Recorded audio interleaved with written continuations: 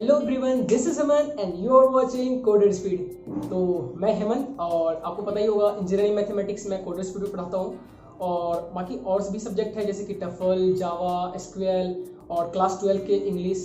तो काफ़ी सारे सब्जेक्ट है, 5 सब्जेक्ट डील हो रहे हैं अभी फिलहाल में कोडेड स्पीड पे। और ये जो वीडियो है हमारा फर्स्ट फेस कैम वीडियो है। इससे पहले कभी फेस कैम वीडियो नहीं हुआ था, ये फर्स्ट स्टेप है और इसलिए लेना पड़ा है मुझे क्योंकि आपको स्ट्रेटेजी बताने हैं जो मैथ्स में नंबर कैसे लाए जा सकते हैं। क्योंकि देखो मैं अपनी बात बताऊं तो हमने भी एग्जाम दिया था, पर 12th के जो मार्क्स जो कंपेयर करने लगते हैं ना लोग, जो हमारा 12th में नहीं है इसमें बीटेक में कैसे आ जाएगा, तो वो सब बताने वाला हूँ जिसकी मैं अपना ही बात बताऊँ। क्लास 12th में मेरे 60% ही थे, बट उसमें इंजीनियरिंग मैथमेटिक्स की बात करें तो उसमें 100 में से 100 आया था मैथ्स में। तो वो चीज़ कैसे आया था वो मैं बताना चाहता हूँ, शेयर करना चाहता हूँ ताकि आप भी गेन कर सकें। तो देखते हैं स्टेप बाय स्टेप। तो स्ट्रेटेजी की पहली बात करें हम, तो स्ट्रेटेजी जैसे कि आप स्क्रीन पर से देख सकते हो, तो स्ट्रेटेजी कुछ बनाया है। ये कुछ मुझे अलग लगा, बाकी जैसे कि बहुत लोग बना चुके हैं ऐसे स्ट्रेटेजी के ऊपर वीडियो, पर मैंने कुछ यहाँ पे अलग लिया है, वो अलग अलग बताऊंगा। जैसे कि हाउ 10, ये तो जैसे कि 100 में से 100 लाइन से, तो तरीका क्या है, किस बात पे आपको फॉलो करना है। क्या होता है, जो हम सोचते हैं हम कमजोर स्टूडेंट हैं तो हम नहीं ला सकते हैं, ठीक है, तो ये सब कर सकता है। आप एवरेज स्टूडेंट भी हो ना, फिर भी 80-90 ला सकते हैं, और जो थोड़ा सा माइंड लगाए, कंसिस्टेंटी बनाए रेगुलरिटी के हिसाब से, तो वो भी ला सकते हैं, ठीक है। और सेल्फ स्टडी कैसे करना है, सेल्फ स्टडी मतलब यहाँ पे क्या निकलता है, ठीक है, सेल्फ स्टडी मतलब क्या निकलता है वो आपको बताऊंगा यहाँ पे। मिस्टेक, जो मिस्टेक छोटी मोटी मिस्टेक है वो तो है ही, बाकी और जो डीपली मिस्टेक बात करें वो मैं आपको बताऊंगा। जो मिस्टेक सोचते हैं कि ये छोटी मोटी मिस्टेक है, इसको क्या करना। और हैंड राइटिंग, जैसे कि मैं को अपना खुद बताऊं तो मेरे हैंड राइटिंग बहुत ही बेकार है, स्क्रीन पे देख सकते हो आप जो हैंड राइटिंग मेरी कैसे है, ठीक है। और आप सोच सकते हो जो हैंड राइटिंग मेरा अच्छा नहीं है और फिर भी कैसे ला सकते हैं, फिर भी हैंड राइटिंग मेरा अच्छा नहीं था, फिर भी मैथ सब्जेक्ट में 100 में से 100 आया था। बट अदर सब्जेक्ट की बात नहीं, मैं रिस्क यहाँ पर नहीं ले सकता क्योंकि अदर सब्जेक्ट में वहाँ पर डायग्राम मैटर करता है, ये बात ध्यान रखना। और जैसे कि बात करें टाइम टेबल, टाइम मैनेजमेंट आपको सही से फॉलो करना है।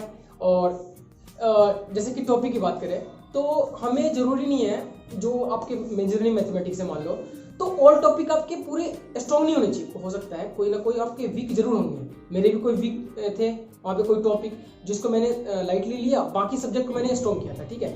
और कोई कैसे क्वेश्चन अटेंड करने हैं, ठीक है, तो वो सब आपको मैं इस वीडियो में बताने वाला हूँ और वन बाय हम डिस्कस करेंगे। चलिए बात करें यहाँ पे, तो ये नहीं कह रहा हूँ इस वीडियो को देखने के बाद आप 100 में से 100 ला सकते हो, अरे ये तो झूठ बात होगी, ये तो मैं फेंक रहा हूँ, फिर ऐसी बात नहीं होती।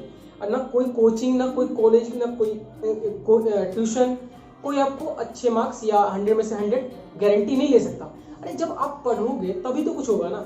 ये डिपेंड किस पे करता है, पढ़ने वाले पे, सिर्फ डिपेंड करता है पढ़ने वाले पे, ठीक है। तो ये मार्क्स इंक्रीज किया जा सकता है, तो जैसे आप पढ़ाई करोगे वैसे ही मार्क्स आएंगे। सेल्फ स्टडी की बात करें तो सेल्फ स्टडी का मतलब ये नहीं है मैं पढ़ रहा हूँ, हाँ हो रहा है, ठीक है, ये नहीं मतलब है, ठीक है। सेल्फ स्टडी का मतलब ये भी हो सकता है यहाँ पे, जैसे कि आपको कोई क्लास में कोई टॉपिक पढ़ाया है, जैसे कि हमने मैट्रिक्स पढ़ाया है, मैट्रिक्स का प्ले लिस्ट कंप्लीट है, तो मैट्रिक्स हमने फर्स्ट टॉपिक लिया, ठीक है, तो आपके कॉलेज में चल रहे हैं, हाँ मैट्रिक्स चल रहा है आपके टॉपिक में, और उसमें से हमने मान लो रैंक आपके टॉपिक चल रहे हैं, हाँ, तो रैंक आपको बताया गया वहाँ पे, तो अब रैंक के भरोसे मत बैठो।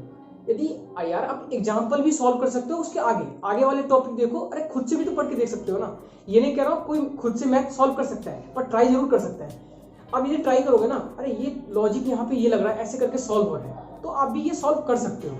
तो मेरा सजेशन यहाँ पे ये रहेगा सेल्फ स्टडी के लिए, जैसे कि कॉलेज में आपको कोई या कोचिंग में कहीं पे कोई पढ़ाता है, ठीक है, तो उन पे डिपेंड नहीं रहो, आप कुछ अपने से या खुद से भी पढ़ने की ट्राई करो कुछ आगे के लिए। जैसे एग्जाम्पल सॉल्व कर लो, एक्सरसाइज नहीं हो सकता, एग्जाम्पल तो कर ही सकते हो ना यार, माइंड लग जाता है मैथ्स में, माइंड लग जाता है, अदर सब्जेक्ट में नहीं लग सकता है पर मैथ्स में माइंड लग सकता है, यहाँ पे ये लॉजिक लग रहा है। तो सेल्फ स्टडी में ये आप यहाँ पे अप्लाई कर सकते। अगला जो हमारा ये टॉपिक है क्या है, मिस्टेक। मिस्टेक में क्या होता है, कभी कभी मान लो कोई क्वेश्चन आपको नहीं आ रहा है, ठीक है, तो जो आपकी क्लास में स्ट्रॉन्ग स्टूडेंट है, ठीक है, तो उससे आपको पूछना चाहिए, वो जो आपको बता देंगे फिर पक्का। और यदि क्या करते हो आप, जो सेल्फिश बन जाते हो, अरे यार मैं कैसे पूछ लूँ, ठीक है। और ये टॉपिक की बात करें तो एक और जगह अप्लाई होता है, जैसे कि कोई आपसे जो वीक स्टूडेंट है वो कभी क्वेश्चन पूछे तो आपको मना नहीं करना चाहिए, उसको बताओगे ना, तो बोलते हैं ना किसी को बताने से और नॉलेज बढ़ती है, सही में आपको प्रैक्टिस तो कम से कम होंगे ना। और कल को यार वो बोलेगा अरे यार इससे पूछा तो ये अच्छा आदमी है, ये वगैरह वगैरह, ये सब ऐड कर लेना, ठीक है। तो ये टॉपिक अब बहुत इंपॉर्टेंट है। कभी भी कोई टॉपिक ऐसा है जो आपको नहीं आ रहा है तो सीनियर से, मतलब जो स्ट्रॉन्ग स्टूडेंट है उससे पूछो। बाकी तो प्रोफेसर है ही, टीचर है ही बताने के लिए। और कभी कभी क्या होता है, जो आपके साइड वाले, मतलब जो आपके लेवल के हैं, उससे भी वो डिस्कस किया करो, क्योंकि कुछ अलग कॉन्सेप्ट बता सकते हैं, क्या पता शॉर्टकट तरीका हो उससे और अच्छा हो, सीधा हो। तो आपको क्वेश्चन कभी भी प्रॉब्लम है तो पूछना चाहिए, ठीक है। और जैसे कि मैं वीडियो के स्टार्टिंग में बताया था आपको, हैंडराइटिंग मैटर करता है कि नहीं। देखो मैथ्स में मैटर नहीं करता है, ठीक है। जो आपके हैंडराइटिंग कैसे हैं, अभी मैं अब रिजल्ट की बात करूँ, इलेक्ट्रिक, पहले जो सेम में मेरा था इलेक्ट्रिकल था और फिजिक्स था। तो इलेक्ट्रिकल फिजिक्स में मैंने क्या किया था ना, पेंसिल से ही डायग्राम बना दिया था। जैसे सर्कल आप पढ़ोगे उसमें जो मोटर सब होते हैं ना, तो उसके मैंने सर्कल से ही बना दिया, मतलब हाथ से बना दिया सर्कल, जबकि उसके कपास से बनाने पड़ते हैं। उसकी वजह से मार्क्स कटे थे, काफ़ी अच्छे वाले कटे थे, ठीक है। वही मैथ्स की बात करें तो मैथ्स में डायग्राम उतना तो होता नहीं है, सिंपल होता है, एक आधो कहीं पे होता है। तो मैथ्स में आपके हैंडराइटिंग में कभी मार्क्स नहीं कटेंगे, बट अब किसी और सब्जेक्ट के एग्जाम दे रहे हो तो वहाँ पे मैटर करता है, आपको प्रेस से लिखना है। और डायग्राम बहुत इंपॉर्टेंट है। अदर सब्जेक्ट है आपके, जैसे इलेक्ट्रिकल फिजिक्स मेरा था तो उसमें डायग्राम मैंने हाथ से बना दिया था तो मार्क्स कटे थे। जैसे कि स्क्रीन पर आप देख सकते हो मेरे मार्क्स कैसे था। तो मैथ्स में सही ठीक था, अच्छा था, बट अदर सब्जेक्ट में देखो, इलेक्ट्रिकल में और फिजिक्स में देखोगे तो बहुत ही डायग्राम की वजह से बहुत बेकार गया, और हैंडराइटिंग की वजह से। तो ये गलती आपको नहीं करनी है। यहाँ पे टाइम मैनेजमेंट की बात करें, अगला जो स्टेप है हमारा। तो मैं अपनी कॉलेज की बात बताऊँ तो मैं 6:40-45 पे घर से निकलता था और पौने 6 बजे, मान लो पौने 6 तक यहाँ से घर पे आता था, ठीक है। तो मान लो 6 तो बज गए ऑलमोस्ट। और फिर 6:30 बजे से क्लास एक देता था मैं, ट्यूशन क्लास, हम ट्यूशन देता था 1 घंटे की, मतलब 8 बज जाते थे ऐसे। फिर थका हारा रहता था, फिर सो जाता था। फिर मॉर्निंग में उठ के मैं जरूर पढ़ता था, 1 आध घंटे मॉर्निंग में जरूर पढ़ता था। आपको पता ही है, जो मॉर्निंग में पढ़ते हैं तो बोलते हैं जो दिन के कंपेयर में ज़्यादा समझ में आता है। तो जो भी मानो आप, तो आपको पढ़ने तो पड़ेंगे घर पे भी कहीं न कहीं, या तो रात में पढ़ो या मॉर्निंग पढ़ो। मॉर्निंग में ज़्यादा प्रेफर मैं करूँगा, वहाँ पे मॉर्निंग में पढ़ो, क्योंकि मैं मॉर्निंग में पढ़ता था और ज़्यादा फ्रेश फील होगा मॉर्निंग में पढ़ने से।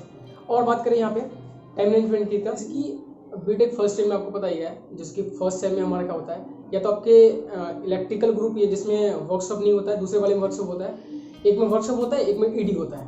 तो 3 घंटे के लास्ट में लंच के बाद लेक्चर लगते हैं आपके। तो उसमें यदि कभी भी बोरिंग फील या बंक मारने का स्टेप से मन करे तो मैं बोलूँगा आपको बंक मत मारो, लाइब्रेरी में जाओ आप, और वहाँ पे फिर वो 3 घंटे वहाँ पे पढ़ाई करो। क्योंकि मैं ये सब किया हूँ, इसलिए बता रहा हूँ। जब भी मेरा ऐसे छुट्टी करने का या ऐसे पढ़ने का मन नहीं करता था लाइब्रेरी वर्कशॉप में और ईडी में, तो मैं क्या करता था, लाइब्रेरी जाता था और 3 घंटे की जो पढ़ाई होती थी ना, मतलब आप ये मान लो 8 घंटे से ज़्यादा की इफेक्ट, मतलब जो कॉलेज की पढ़ाई 8 घंटे की होती थी उससे ज़्यादा पढ़ाई हो जाती थी 3 घंटे में से, ठीक है। और बात करें लंच, जैसे कि लंच में करता था तो कभी कभी लंच में भी 50 मिनट के लंच होते थे, तो उसमें 20 मिनट में लंच कर लिया और 30 मिनट जो बचते थे ना हमारे पास, 30 मिनट्स, तो उसमें भी मैं कुछ ना कुछ स्टडी कर लेता। 30 मिनट में भी मतलब काफ़ी कुछ मैं टॉपिक कवर कर लेता था, ठीक है। तो ये सब मैंने किया, वो मैं बता रहा हूँ। ये नहीं कह रहा हूँ आप लंच मत करो, मौज मत करो, लंच टाइम में करना चाहिए आपको। यदि ये चीज़ आप कर सकते हो, यदि ऐसा भी कर सकते हो तो ये फॉलो करो, ठीक है। जो टॉपिक है हमारा, need this subject also in future, मतलब ये फ्यूचर में मतलब कैसे काम आएगा। जैसे कि आप कोई गेट एग्जाम दे रहे हो, इसरो, बार्क, वो काफ़ी सारे एग्जाम हैं। जैसे कि एग्जाम की बात करें ESC, इंजीनियरिंग सर्विस, तो इस टाइप के एग्जाम दे रहे हो तो ये जो इंजीनियरिंग मैथमेटिक्स है 15% आपको पता होगा, नॉलेज के लिए बता दूँ, 15% जो है यानी कि 15 मार्क्स, 100 में से 15 मार्क्स के पूछे जाते हैं इंजीनियरिंग मैथमेटिक्स, ठीक है। बाकी 70 होते हैं टेक्निकल सब्जेक्ट, जो भी आप टेक्निकल सब्जेक्ट पढ़ोगे, और 15 मार्क्स के होते हैं एप्टीट्यूड। तो ये सब्जेक्ट कहीं ना कहीं आपके फ्यूचर में काम आएंगे, ठीक है। तो ये आपको पढ़ने पड़ेंगे सही से, ठीक है।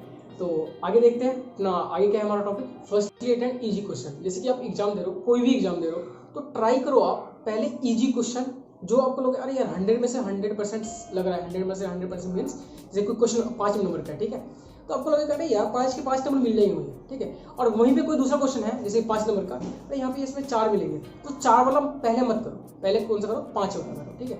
तो इससे इम्पैक्ट अच्छा जाता है। अगला जो स्टेप है, note need cover all topics. यहाँ पे कवर ऑल टॉपिक्स मतलब क्या है, जैसे कभी कभी क्या होता है, या किसी भी स्टूडेंट के कोई ना कोई वीक टॉपिक ऐसा होता है जिसको पढ़ने का मन नहीं करता है, आता तो रहता है पर मन नहीं करता है, क्वेश्चन सॉल्व करने का उसमें नहीं, जैसे मेरा था गॉस थ्योरम, वो प्रूव करना होता है, काफ़ी लंबा प्रोसेस जाता है, तो मुझे उसमें मन नहीं लगता था। तो उसके कंपेयर में कोई मैं, और जैसे कि ऑप्शन में क्वेश्चन तो आते ही हैं, 10 मार्क्स के और 5 मार्क्स के जो क्वेश्चन आते हैं उसमें तो ऑप्शन आते ही हैं, मैं सोचा वो अटेंड कर लूँगा।